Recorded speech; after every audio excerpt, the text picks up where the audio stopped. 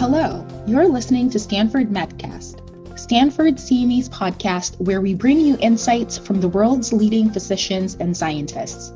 If you're new here, consider subscribing to listen to more free episodes coming your way. I am your host, Dr. Ruth Adebuya. This episode is part of the COVID-19 mini-series addressing up-to-date insights in COVID-19. In today's conversation, I'm joined by Dr. Michael Leong, a specialist in pain medicine and clinical associate professor of anesthesiology and pain medicine at Stanford University, Dr. Ravi Prasad, a psychologist and clinical professor in the Division of Pain Medicine at UC Davis, and Dr. Scott Pritzlaff, an assistant clinical professor in the Department of Anesthesiology and Pain Medicine at UC Davis. Michael, Ravi, and Scott, thank you so much for chatting with me today. Thanks for having us.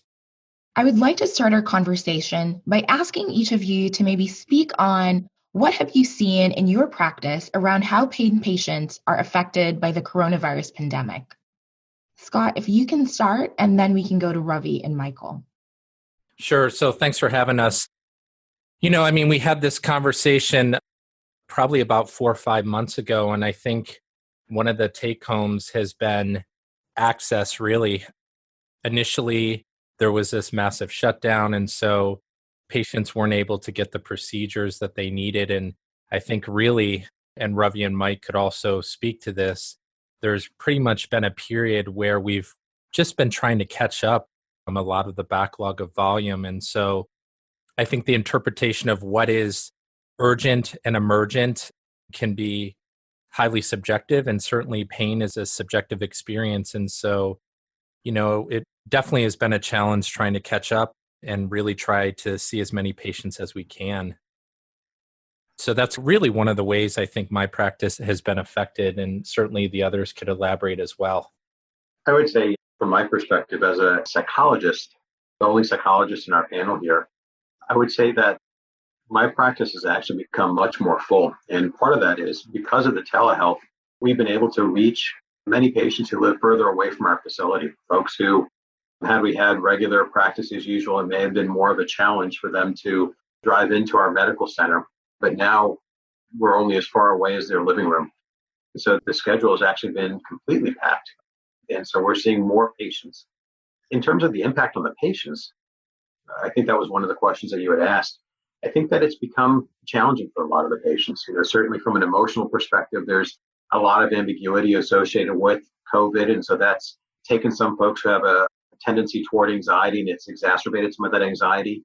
People that are usually generally well-functioning people have started to exhibit some signs of anxiety, frustration, affective distress, just associated with all of us being in this unprecedented time. And so we are seeing some increased emotional distress that's continuing to persist as the whole pandemic and its implications are persisting. So it'll be interesting to see how this continues to evolve over the course of time. Ravi, I wanted to add one more thing, which is that I think the anxiety and the fear doesn't just extend to patients and the public itself. I think there's been some concern among any healthcare provider and anyone who works at the hospital or clinics. We really don't know everything that we need to know or feel comfortable knowing about COVID-19 and how it works and how it affects all of us. Initially, I think people were very cautious and concerned, and it's true, people were in general quite understanding.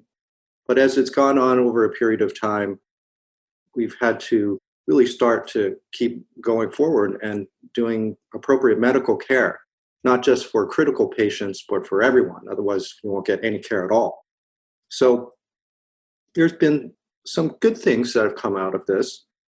It's kind of hard to say that it's been good for the general global population, but there have been some good things which you mentioned, like the telemedicine. Actually, our volume, even among physicians, has actually increased as well because we have more access and we can do video visits. I'm not fully satisfied with all video visits, especially on new patients, because the whole aspect of the physical exam for physicians is actually quite important. And video visits only give a partial element even if you try your best in order to have someone do a physical exam in front of you. The second thing is that we've had to scale back the amount of people that are present in any facility at a time.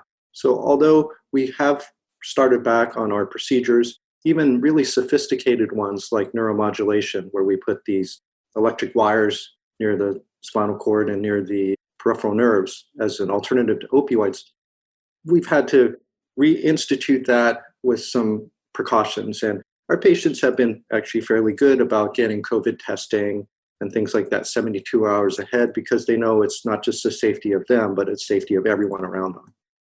So I think you're right. Access maybe has been better, some understanding and maybe thoughtfulness in medical care rather than just the rushing to be seen. I need to be seen within 1 week aspect. But it's been challenging. And just to piggyback on what you're saying, Mike, I mean, I think as a clinician, just focusing on the dynamic environment in which we practice. I mean, we essentially went from March, where we weren't seeing any patients and everything was virtual, to opening up sometime in May, to now essentially all clinicians and even our office staff are wearing face shields and masks. And so it's really a moving target, both for clinicians and patients, with regard to, how we're practicing, how patients are coming in, if they're being screened at the door. And so change has really been the norm. It's clear there's been a lot of changes in your practice. There's been the impact and the use of telemedicine, and also the anxiety of not only the patients, but also the clinicians, and this whole concept of risk for the patients and protecting the patients as well as their family members. So I wanted to maybe ask a question around the risk piece first. When it comes to chronic pain patients, should they be thinking that they're more susceptible to COVID-19? Are they at a higher risk for it than the general population? Do they face other consequences around COVID-19? Maybe I can start a little bit on that. So I think that the risk of contracting COVID-19 really depends on the patient's overriding medical condition in the first place. So I don't think just having chronic pain per se is an extra risk of getting increased infection for COVID-19 or having a problem. However, if you have chronic pain and lung problems and heart problems and maybe diabetes, which can predispose you to have some immunosuppression, then yeah, you could have an increased risk. Depends on the age group too. I realize that COVID-19 can affect anybody in any age group, but it seems to, at least from recent data, still suggest that people who are on the older end have a higher risk than on the younger end. So where risk comes in play for a lot of pain management interventional physicians is with the use of steroids. And so the question always comes out whether should we do this procedure like an epidural steroid injection or a hip steroid injection if it's going to change your response if you do get COVID-19. And the truth is we have to weigh the risks and benefits, whether someone has already done interdisciplinary care. I mean, obviously, if you can do no risk or low risk, such as physical therapy that's guided by video and no one has touched the patient and no one has exposed them to any other thing, that's the easiest and perhaps the safest way of treating back pain and some of the other joint problems first before you go forward with injections. However, we have reopened for interventional procedures, both in the clinic as well as in the operating room. With regards to steroids, it's controversial. Some people would think that if you give extra steroid, that theoretically there is a risk of immunosuppression from COVID-19. But we've elected for specific procedures, especially like epidural steroids, where you really do need to give a steroid in order to cause benefit. We use a drug called Decadron or dexamethasone that seems to have the least potential of changing the adrenal axis or your response to stress. And also Decadron is used for patients who unfortunately get COVID-19 and are being treated and hopefully improved with it. And so that's why we feel comfortable in using Decadron if we have to pick a steroid. And, Mike, you bring up a very good point. And I think it goes without saying, one of the modalities that we use in pain medicine is steroid. And Mike brought that up with epidural steroids being one of the more common procedures that we do. And so when we first reopened, pain physicians everywhere kind of opined and really thought critically about what should we really be doing. Should we be giving epidural injections? And, the reality is this: epidural injections do have systemic effects, and it's sometimes hard to really quantify what that may be. But there's not a data. We really have a paucity of data and really insufficient evidence to say whether a single steroid injection puts someone at increased risk of a COVID-19 infection. And so we really don't know. And I think what all of us have been really trying to do is think critically about necessity. And then secondarily, if you are going to give a steroid injection, can you give the smallest dose possible to really mitigate that risk? But I know even at my own institution, if a patient is going to get an epidural steroid injection or even a steroid injection, say in their shoulder or their hip, we are still COVID testing them just because we really want to make sure they're negative, one, but two, no one knows, if you give that single dose of steroid, could that potentially increase risk of either COVID-19 infection, or if someone is infected, making that worse. So that's really been one of the kind of burning issues in the field right now, is about steroid. I would like to switch gears and ask you, Ravi, if you can talk about how pre-procedural screening has changed due to the pandemic.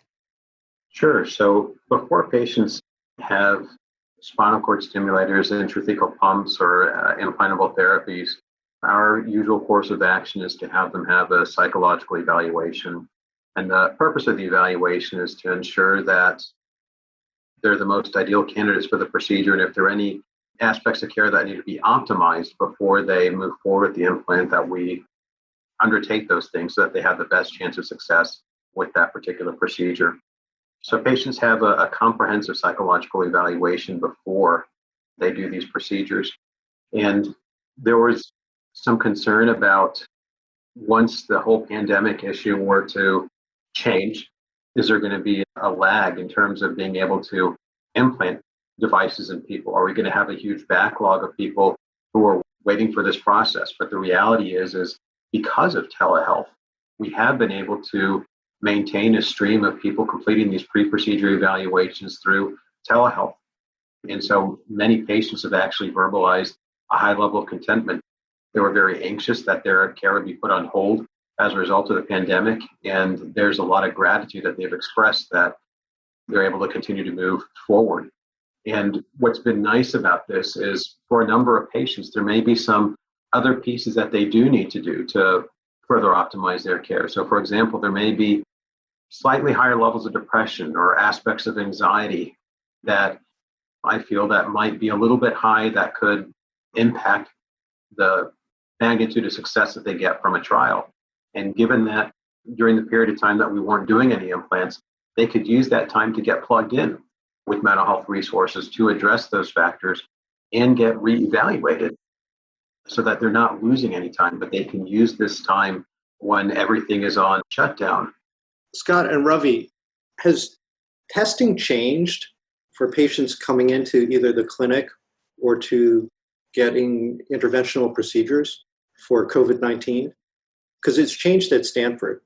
We had to do testing for everybody at some points, and then some points it changed to only certain procedures and not in different areas. What's happened over there? When we resumed procedures back in May, and mind you, across the board, I mean, there wasn't a lot of evidence per se. And I know at our institution, the hardest thing was capacity, meaning we had a machine, but we had limited capacity. And so what we decided upon early on was the patients coming in for implants. So things like spinal cord stimulators, intrathecal pumps, that sort of thing. would be tested, as well as patients getting some sort of steroid injection. And that would include things like epidurals and large joint injections, peripheral nerve blocks with steroids. And so that policy has largely been unchanged. What has changed from the testing perspective is, at least for inpatients, meaning if we're doing procedures on inpatients, the turnaround time has gone, say, from 24 to even 30 hours down to about 6 hours, which has been great. But the thing that we have toiled with, and I have toiled with, is if even for, say, a trigger point injection, if a patient is coming in for another non-steroid based procedure, or even clinic patients, which we haven't been testing, should they be tested? And I think once again, it goes back to capacity, et cetera. And that would be a question for you as well. Are you testing your clinic patients when they come in for follow-ups? Unless there's a reason to do so, no. And so for follow-ups, we assume, probably just like you do, that everyone could be a carrier and that everyone needs to wear a mask. Hence, that's when the clinicians, anyone who's a healthcare provider in the clinic has to wear a mask. Any patient who comes in the door will be given a mask when they check in, with all the other screening questions that you mentioned before about fever or cough and things like that. What I can mention, though, is I think that our testing has evolved with capacity, like you said. And what I mean by that is, in the beginning, if we had a patient that came in and didn't get their 72-hour pre-test of COVID, and they just sort of arrived and they just couldn't get it for some reason, we would do something called a rapid test. Well, now with the volume of people that are coming through the emergency department and the volume of people that may need mandatory urgent testing, we are instructed we can't rapid test everybody who comes into the operating room. I've got a question for both of you related to that. Obviously, I'm not involved in the procedure side, but curious to know, what are the practices both at our institution and at Stanford in terms of retesting patients who were COVID positive, who weren't able to get a procedure? Do you retest the patients if they were COVID positive and it's been less than 90 days? We followed the CDC guidance here at UC Davis, which is largely based on time of when symptoms first appeared, meaning the CDC guidance for patients who have mild to moderate illness and who aren't severely immunocompromised is that you should wait at least 10 days since symptoms first appeared and at least 24 hours have passed since the last fever, as opposed to patients who had critical or severe illness. And the recommendation is at least 10 days or even up to 20 days since symptoms first appeared. And once again, 24 hours have passed since the last fever.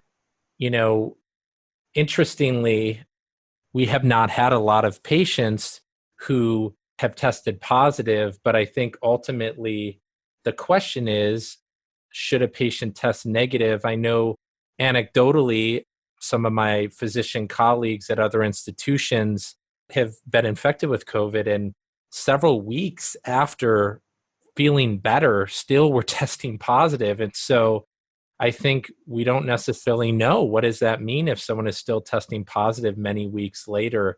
And so I don't think that that's been well defined for us. And certainly Mike may have an opinion on that as well. Well, actually, my opinion's very similar to yours.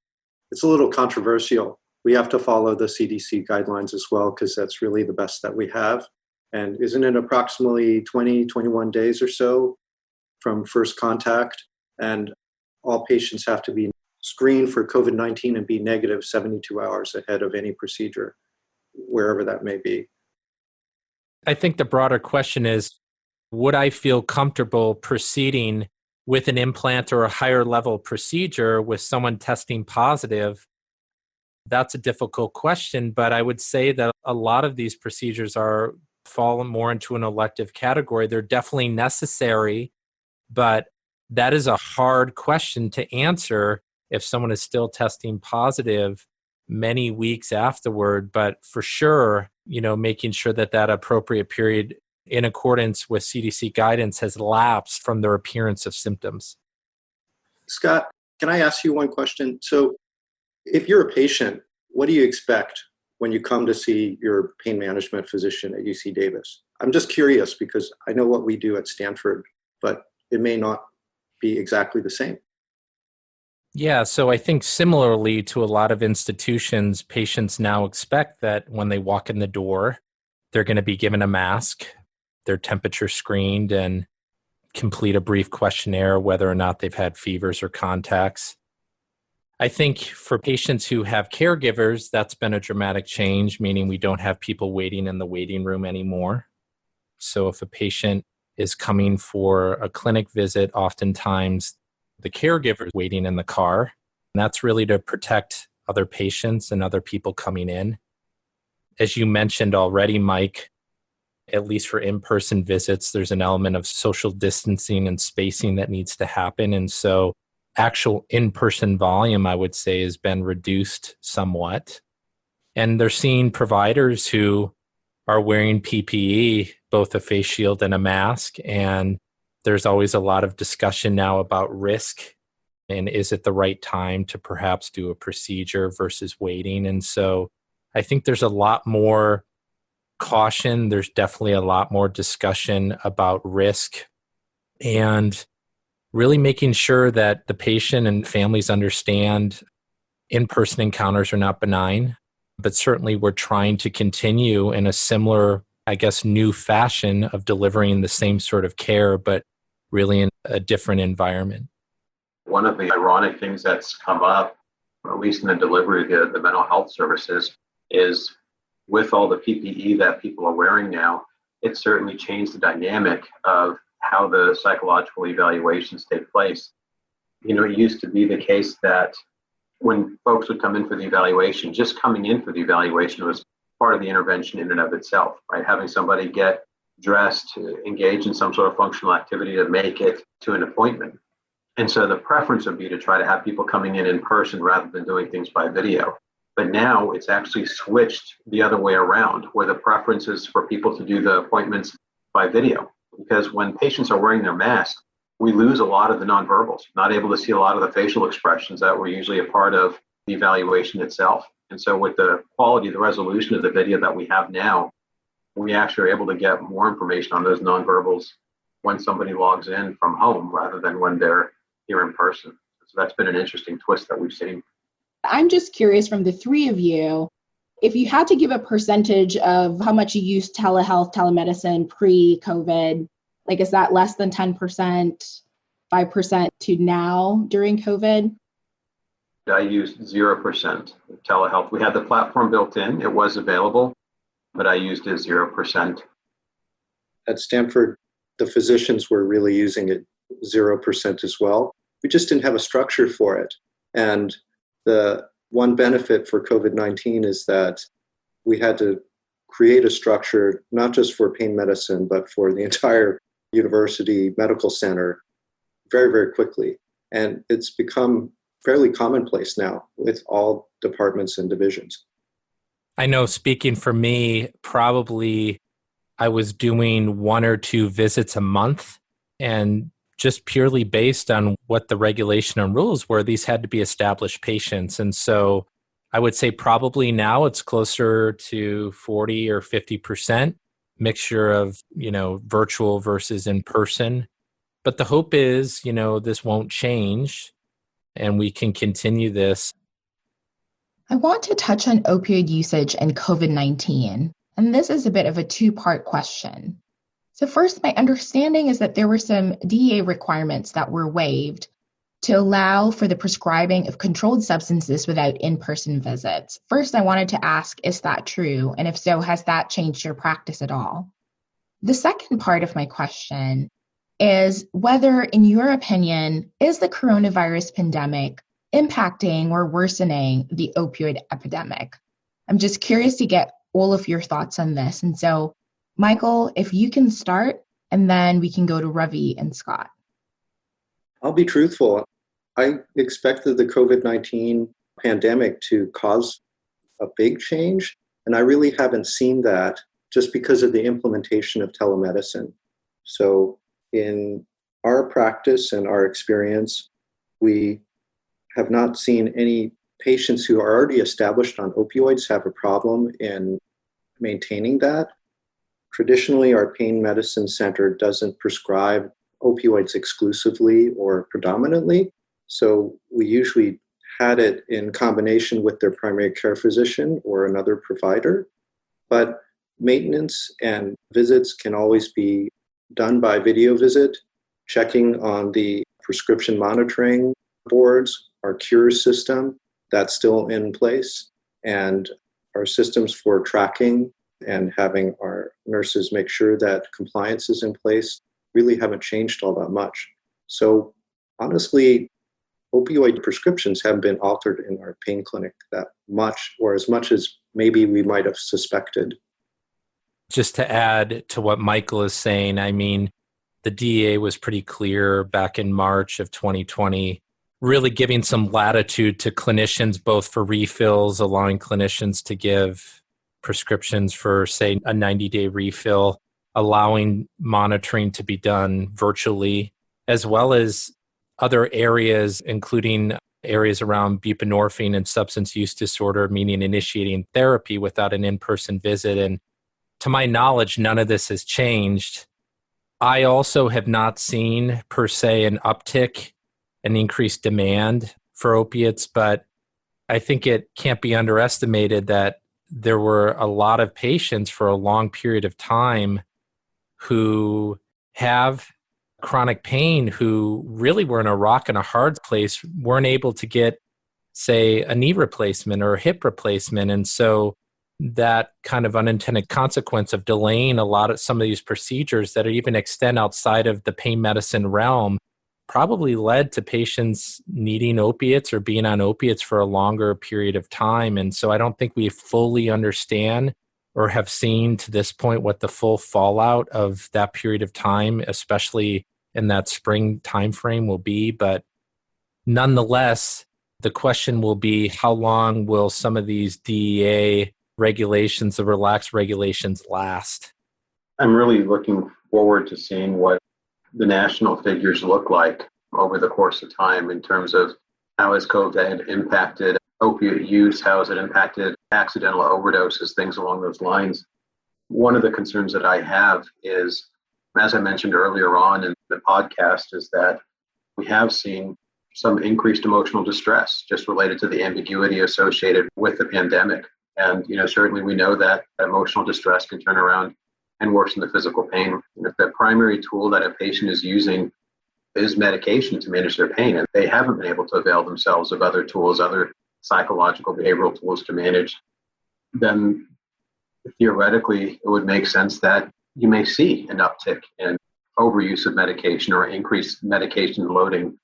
So I'd be curious to see what those figures look like over the course of time. Ravi, you had mentioned earlier in our conversation the reality of anxiety for not only our patients, but also healthcare providers.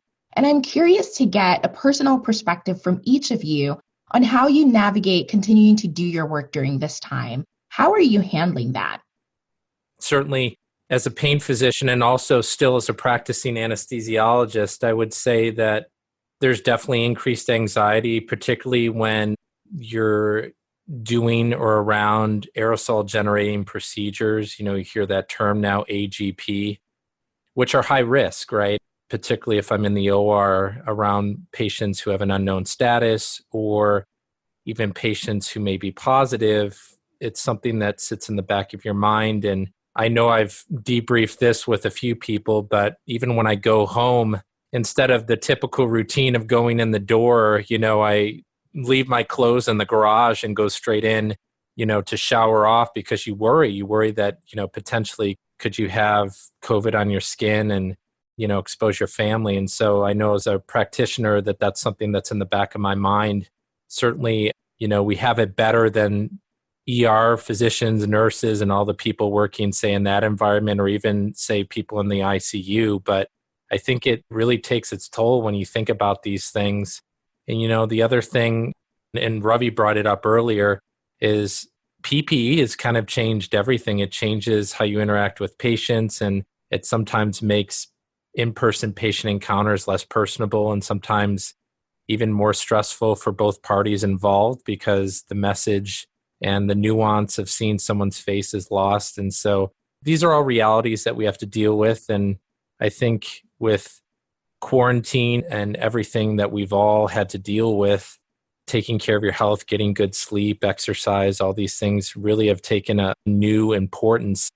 Taking care of yourself, taking care of, the people around you all take a new precedence and meaning. I want to follow up to what Scott said. I think that everyone's had to adjust. And so from a professional standpoint, I'll add that besides the kind of interface that we have, wearing face shields when we see patients in the clinic, having to assume that we or anyone in the community can be carrying COVID and not have symptoms, but still have the ability to transmit it, it's difficult.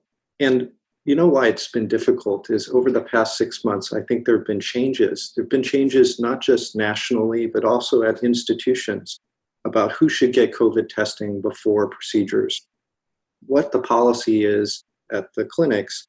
In the beginning, did you have to wear a mask? What kind of mask do you wear? Does it have to be one of these high-tech N95 masks? So we were always in a place of a little bit of dancing around or imbalance as well.